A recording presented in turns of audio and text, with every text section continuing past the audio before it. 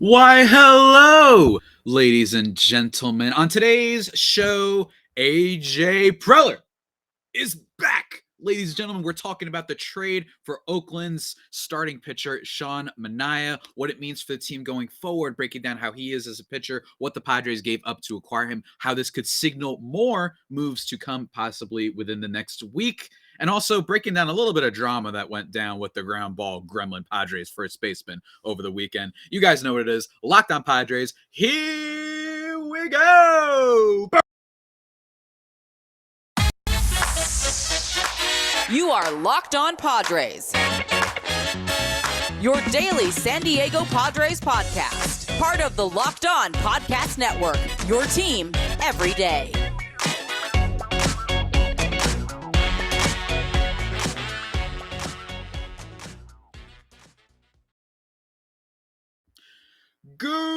Greetings, ladies and gentlemen, and welcome to another edition of Locked On Padres podcast, which is part of the Locked On Podcast Network. Voice crack there, your team every day. As always, I'm your host with sometimes, occasionally, but certainly not always the most, Javier Reyes. You can follow me on Twitter at Javipeno, Javiipeno, or at LO_Padres. You might see me pointing to it right now. That means you're watching the old YouTube. I am, of course, known for some of my baseball work over at Baseball FYI, Friars on Base, Off Bench Baseball, or most importantly, just baseball. Thank you for making Locked On Padres your hashtag first listen every day. We are free and available on all platforms. And today's a good one, ladies and gentlemen, because we've got to talk about what occurred this weekend. And most importantly, Sean Manaea, ladies and gentlemen. AJ Preller, that's right. He's back. He's been in the corner. He's been taking jabs. You know what I mean? Left and right. You know what I'm saying? He's been trying to hide in the corner. He's been getting beaten to a bloody pulp, and Muhammad Ali, but I will compare him to like Adam from Real Steel. Comes back out when everybody's not expecting it and throws a punch, and this punch came in the form of Sean Manaea. We're going to be talking about that and talking about Mr. Ground Ball Gremlin / the Padres first baseman who must not be named, how some of the drama of that unfolded over the weekend. Going to be talking about that and the Padres rotation, what have you. So fun episode. Let's get to it. First, let's talk about what it entailed. The Padres received Sean Manaea, obviously, from the Oakland A's in exchange. Sean Manaea and Aaron Holiday in exchange for Adrian Martinez and Uribiel Angeles, who I have talked about on this show. Padres prospect. He is viewed, depending on where you go, as maybe the 10th best prospect in the Padres system or a little bit outside, around, say, the 12 to 13 range. But he's certainly not a golden egg. He's expected to be some sort of, a player who hits for a good batting average, but does not provide nearly any pop and plays an okay, maybe second base because he doesn't quite have the arm strength to play maybe shortstop or third base necessarily. That is what people believe. But even still, so for Sean Manaea, though, this is not a deal that I think Padres fans should be freaking out. They did not give up one of their golden prospects. And that's the exciting part with this, right? The Padres have been not desperately in need of starting pitching, but a lot of teams have made a move this offseason, and the Padres were not one of them, right? But let's talk about Sean Manaea. Why don't we? Okay, so speaking of moves, all right, AJ Preller has been, like I said, taking jabs, and a big reason for that is because, you're wondering, is this guy, has he won any trades recently? The Trent Grisham trade, are we sure that's a total win? Mike Clevinger, obviously, who we'll be getting into a little bit later. Yu Darvish, Blake Snell, not necessarily someone who's been winning a lot of trades lately. And Lord knows the first baseman's contract, probably the biggest blemish on his resume. But Sean Manaea, I think a very, very solid pitcher. All right, let's break it down, right? He had one of his best seasons ever. He struck out 194 batters, which is a little bit over a batter per inning, which is very good. 1.23 whip and a 3.91 ERA, which was the second lowest in his stint in the majors. No, was that the third lowest? Third lowest in his stint in the majors.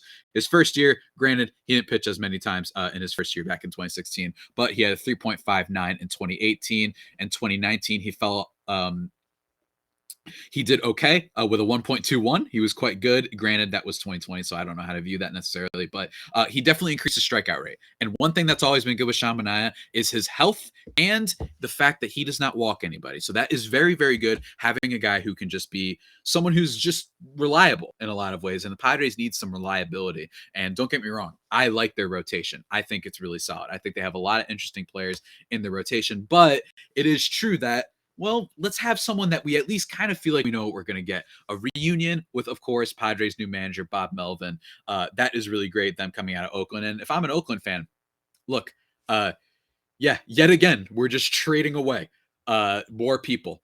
The Oakland A's are criminals as far as I'm concerned. The fact that they're probably, based on the time I'm recording this, just one move away from being below 30 million, which would make them the lowest payroll in all of Major League Baseball, which is clearly what they're going for. This probably means a Frankie Montas is on the way to being traded, maybe some bullpen guy that I'm not totally familiar with, but they've gotten rid of everybody. I mean, just a clean sweep all the way around.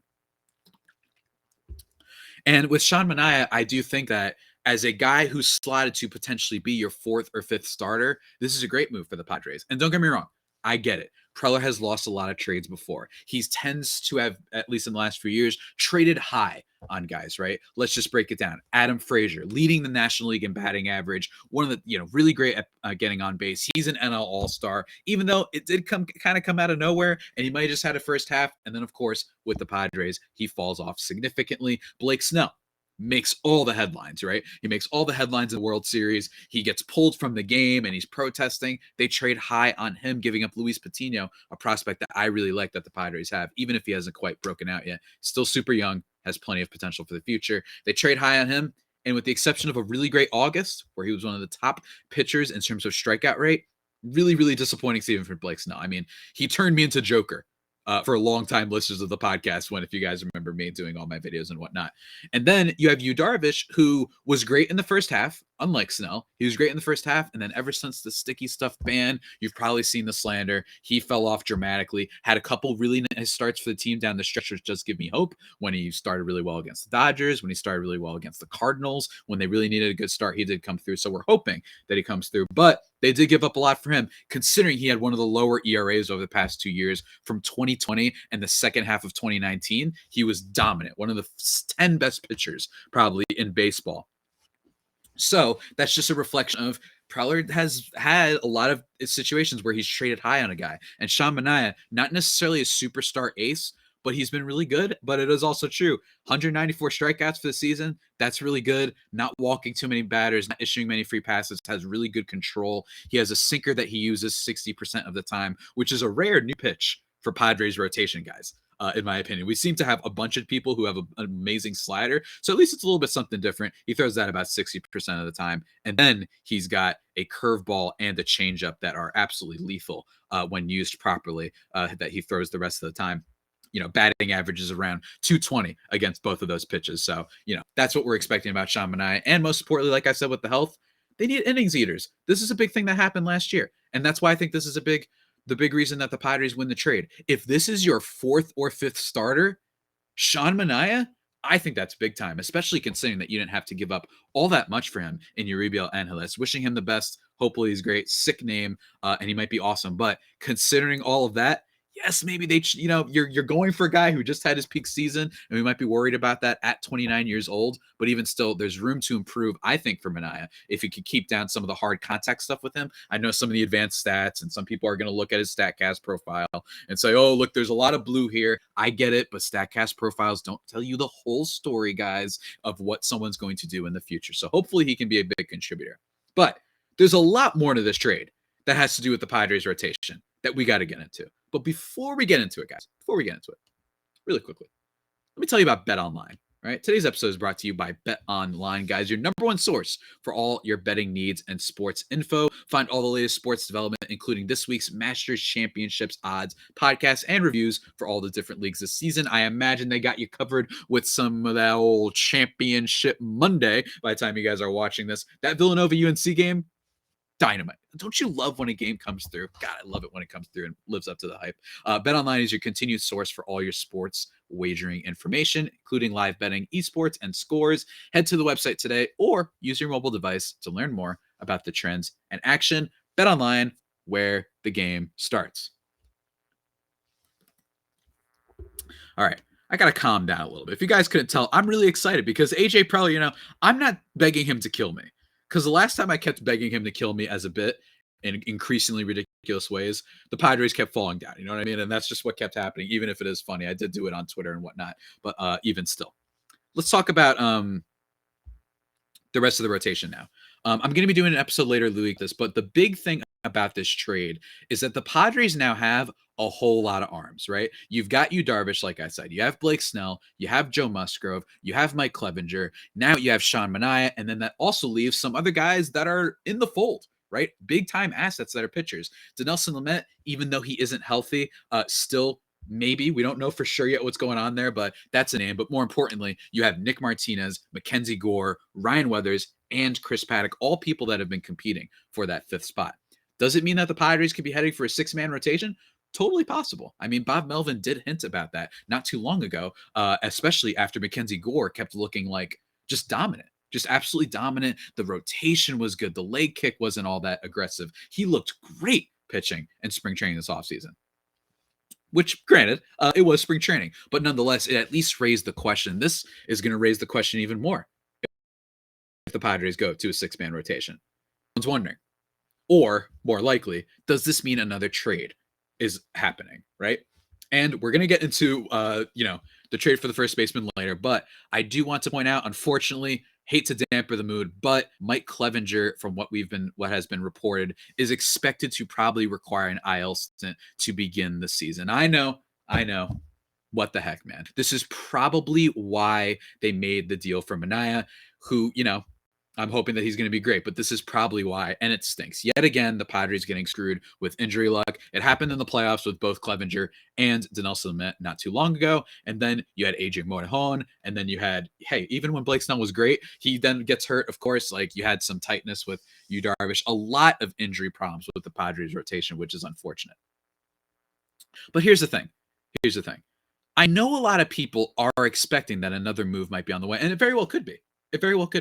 Because with this surplus of arms, there are teams out there, like the Mets, who we'll be talking about soon. Again, I keep teasing it, but like the Mets, who are probably looking for some starting pitching aid, right? And Chris Paddock, while not incredible, and don't get me wrong, I've always complained about how straight the fastball is and all that, there's still a lot of potential for him, in my opinion, because he doesn't have a high walk rate, and he has decent control, and that changeup at times has been great.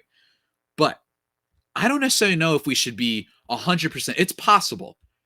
This means the Padres might re-engage talks on Brian Reynolds, who we talked about in Friday's episode. You guys can go check that out. Maybe they're going to include Weathers and Paddock and a prospect. We don't know for sure. It does lead me to believe, given that Preller is a madman, that we should expect another move with all the surplus of pitching. But I don't necessarily know if they should. Here's why. You'll be wondering, what the heck, man? We can't start all these guys. My thing is 2 things. 1, I just mentioned Lamet. Maybe he's a long-inning reliever. Maybe he's a bullpen guy. We want to make sure that we have some good bullpen guys, right? Chris Paddock, he could be a bullpen guy. Heck, MacKenzie Gore is a starter, but you get what I'm saying. Ryers and Paddock and all that, maybe they can be, sort of bullpen guys. It's nice to have depth, whether it be bullpen or just starting pitching, because last year that really hurt the Padres. So I wouldn't be rushing, if I'm a Padres fan, to be like, all right, that means we got to get rid of these guys. Maybe, if you can for the right price, I definitely could see AJ Preller doing that, because after all, he is a madman. But the other thing, other than depth, is this. All right, this is kind of the sobering fact about this trade. Sean Manaea is a free agent after this season. He's owed about $10 million, if I'm not mistaken. Don't quote me on that. I don't have it in front of me. For the season, which doesn't matter because he's entering free agency, so that's fine. But not only is Sean Manaea a free agent, but so is Joe Musgrove and so is Mike Clevinger. So that means that as of right now, the only people on the books for next season would be Yu Darvish, Blake Snell, Nick Martinez, maybe. I mean, he could opt out if he has a great year and he wants to go get more money. That's possible. And then you have Ryan Weathers. Like, you see what I'm saying? It all of a sudden, a lot more thin, right?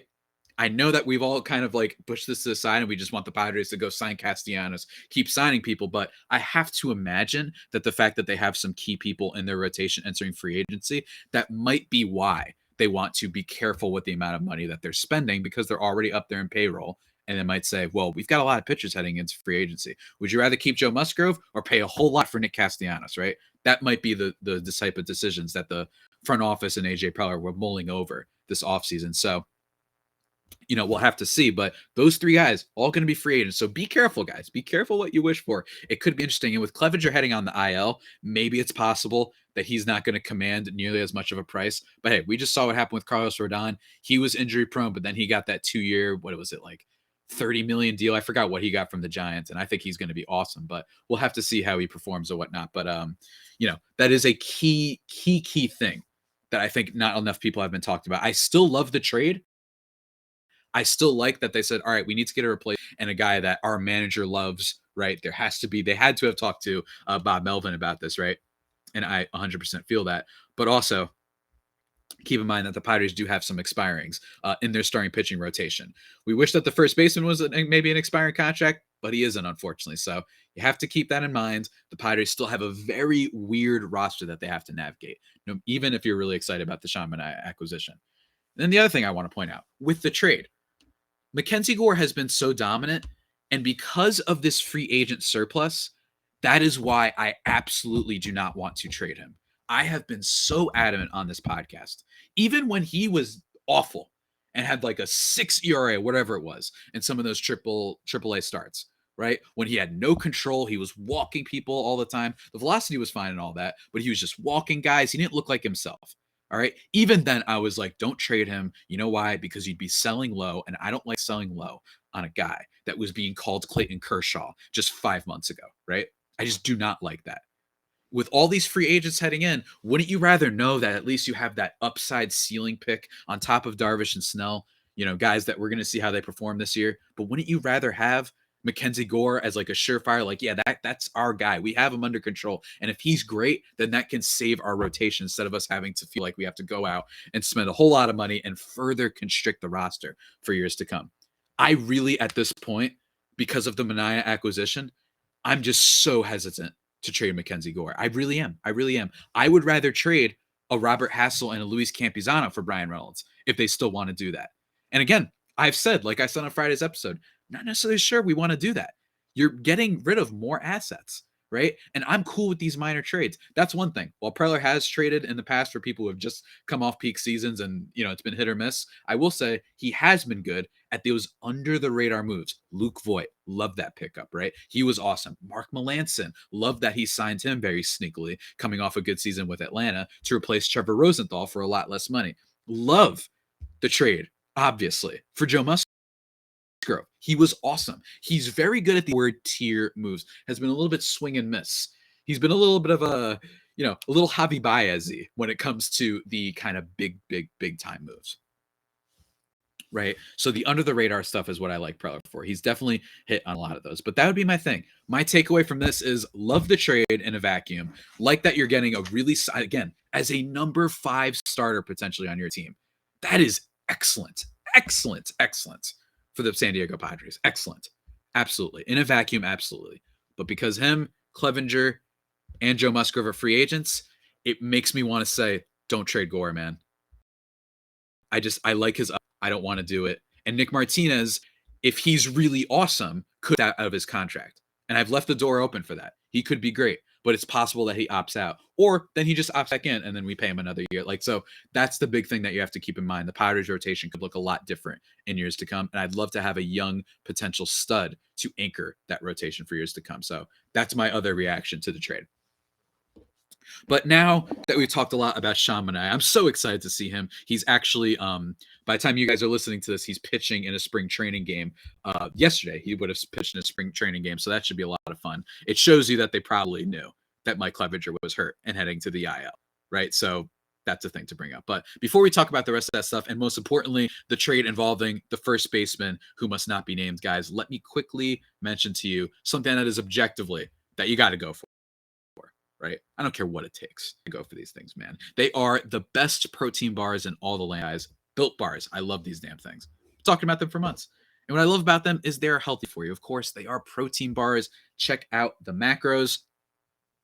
Most Built bars contain 130 calories, 4 grams of sugar, 4 net carbs, and 17 grams of protein.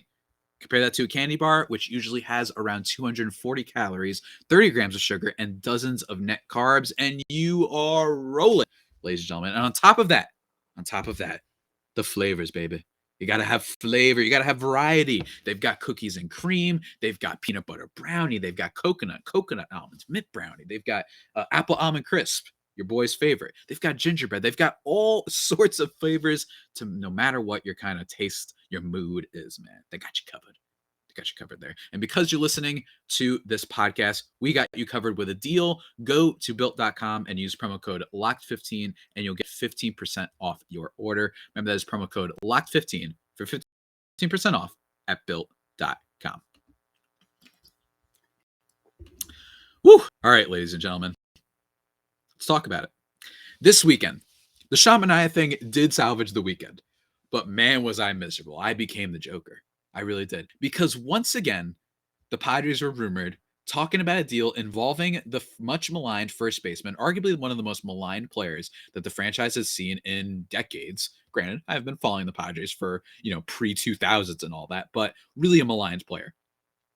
It was reported by a whole bunch of people, or at least talked about by a whole bunch of people, including John Haymans, Joel Sherman, Ken Rosenthal, Andy McCullough, who I've had on this podcast before, guys, Dennis Lin from The Athletic, that there was a deal involving the Padres first baseman Chris Paddock, Emilio Pagan, and $25 million going to the Mets in exchange for Dom Smith.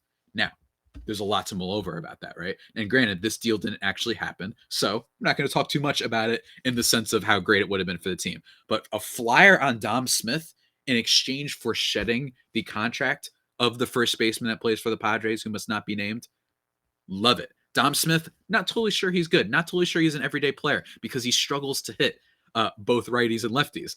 So that's a big thing. I think he had a 625 OPS against lefties this past year, and he basically just couldn't play against. He couldn't, hit against them. But as a flyer, I would more than be happy to take Dom Smith in exchange to get rid of this. And the Padres would basically make their contract how much they're paying for Eric Hosmer around the $6 million range, making it a lot easier to die next 4 years. And then most importantly, you get to maybe upgrade at first base. You don't have this person blocking the way, I guess you could say. But then, of course, it was later reported that the deal was off. It wasn't happening. First baseman isn't going anywhere. There was some reports saying, he was in the front office for like an hour and then he came back down on the field and players were kind of rejoicing and all that. And I do want to talk about a couple things. Firstly, with the players rejoicing. Look, I know that people have complained a lot. I know Kevin Acee put out an article that unfortunately I ran out of free articles for the month, but he did talk about, quotes from a lot of important people. I know Will Myers had a quote about how they were happy he was staying there. And a lot of people are saying, oh, does this mean that Padres, they just don't care about winning? It's like, well, I think that what it actually shows is that there's a huge disconnect between the front office and the players, right? Because you don't have people so publicly talking about this guy who, objectively speaking, has been atrocious as a San Diego Padre. About a half you over the course of 4 years, about a half war. And that half war came in like the 2020 season when he finally decided to launch balls into the air and hit more line drives and stuff like that, right? I'm not saying that it's a bad thing to stick up for your teammate. Let me be very clear on that. But it does show you that if the teammates are ready to so much defend a guy who objectively has been terrible, like, I think that says just a whole lot. I think that it says a whole lot about where this front office is with the rest of the team. And that's no good. It's no good. No good at all. No good. So I'm very disappointed about that. And that will be, something I talk about later this week with my buddy Miller Thomas. We'll get to that in a second. And the other thing is that why does this always keep happening to the Padres, right? It started with Max Scherzer being reported by Ken Rosenthal as a deal being close for him. That was going to be amazing. I was losing my mind on Twitter. And then I had to post the Spider-Man meme of him walking through destruction and sadness. Just rather come and last, that whole ridiculous thing. That was really bad. And they've just become the Boston Celtics lately. What do I mean by that? Is they're a team that is rumored for everybody and then doesn't come in. Granted, unlike the Celtics, the Padres actually earn that because they have traded for people. Unlike the Boston Celtics, you guys know I hate Boston, but unlike them, they have never traded for anybody. Their like only big deal was like Kyrie, who then left after a year, and then Gordon Hayward and all that stuff, right? So they've tagged in everybody. We get tagged in everybody because we actually have made moves before. But it's been frustrating that they've seemingly been in on everyone, right? They were in on Joey Gallo for a little bit. He ends up on the Yankees, right? And then Scherzer, who I just mentioned before. Freddie Freeman is someone that the Padres are talking about, right? And every first baseman for the Padres, who must not be named rumor, for everybody, right? They're in those all the time. And then you've got Brian Reynolds, who they've been in on. Nelson Cruz, who was said to be the Dodgers or the Padres. Then he goes to the Nationals. Luis Castillo. They've been rumored for Everybody, maybe even Matt Olson, I'm pretty sure was out there, right? And that's what I think is what's been frustrating a lot of people. Granted, would I have loved if this trade went through? Yes, because I would have loved taking the flyer. Emilio Pagan, Chris Paddock. I think Pagan might have a little bit of a better year, maybe, if he could just keep the fly balls a little bit down. But with Chris Paddock, I like the guy. I think that he, as a back end rotation guy, there's still some potential. I like the way he locates pitches. And, I know if you pull up his StatCast profile, it doesn't look all that great, but, he could do better as a change of scenery guy. And I like Dom Smith. But bottom line is this, is I really do believe that there isn't really a deal out there for this guy. I just don't believe so. And I know that he has also a no trade clause, which is another insane thing. To be honest, I even forgot about that. I cover this team and I even forgot that they somehow also gave him a no trade clause. So he would have to, now granted, it is possible that our first baseman, maybe he wants to probably get out, because if the front office wants to trade him so badly, I would imagine that doesn't feel very good. And you probably want to get out of there too, because it just doesn't feel well, especially since it's not affecting the money income. But again, who knows? Another thing to point out about this is I just think at this point, we have to realize if this didn't go through, right? If this didn't go through, unless we have something in the mend, granted, by the time I finish recording this, another deal could happen. We do have the pitching depth. I think they just have to accept that this is your first baseman for a while. Maybe you can buy him out in the 4th year or the last 2 years or something like that to ease the burden and make it that the front office can actually maneuver around and, move Jake Cronenworth to first or what have you. But for right now, it's just not happening. You have to hope that the Padres first baseman, that he does one of those every other year things. If you look at his career, his entire career, he has literally never had 2 consecutive years of being a dominant first baseman. Right? If you look at his slash line, just stuff like that, he has never had it. Never. And this might be the year that he's due for a good season. Let me just bring this up really quickly to remind people. In 2011, when he debuted, 293 average with a 334 on base. Not terrible for a rookie whatsoever. And then 19 bombs, that's pretty good for a rookie. Then year after that, 232 average with a 304 on base. That is very not good in 152 games. Year after that, 302, 353. That's great. All right, he's on the mend. This was a top-level prospect. He's coming. Year after that, 270, 318. What the heck is going on, right? Then 2015, 297, 263. Awesome. He's doing a lot better, right? He had 18 home runs, just a good slash line overall. Year after that, 266, 328.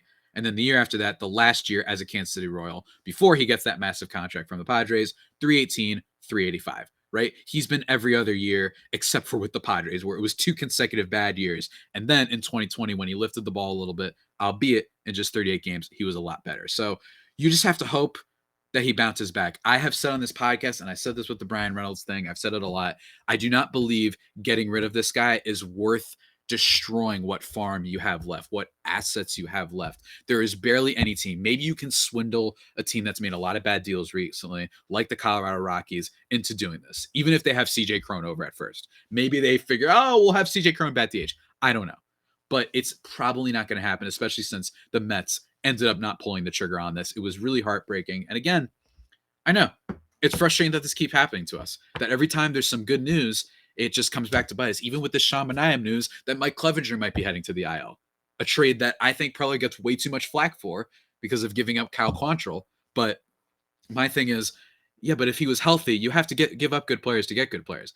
Mike Clevinger's not healthy, and that's not necessarily something that you can predict, right? So again, those are my thoughts on all of that. A crazy weekend to be sure. Very excited to see Sean Manaea play. One thing I like about him, though, he does have a gamer attitude to him. He led the league, I believe, in complete games, or at least the American League last year with about 5 or 6, I believe. He has those games where he balls out, and I do like that, and I do think there's a little bit of room to improve. He's not 35. I'm saying he's entering a contract year. That could also, I talked about the contract things. Maybe that means that we might, I know that contract year belief isn't necessarily been proven by data to always mean that they're going to get their best performance out before they get paid. But at least means that they're motivated to, right? Sean Manaea, Musgrove, and Mike Clevinger, they at least definitely want to get paid and have a big deal. So hopefully they give us big years. We'll have to see. But either way, Sean Manaea is a Padre. Very exciting. I think in a vacuum right now, that makes the team a lot better. As your 4th, 5th starter, it's a banger, even if we didn't get the big trade that we all wanted to with the Padres first baseman, who must not be named. But yeah, guys, that's basically all my thoughts on that. Let me just quickly tease for you guys, go check out Locked On MLB with Paul Francis Solomon. Please call him Sully, though, where he talks about Major Leagues both past and present. He's giving his take on the Sean Manaea deal right now, so go check that out. It's a goodie. And then in terms of the future of this podcast, you guys have a lot to look forward to, man.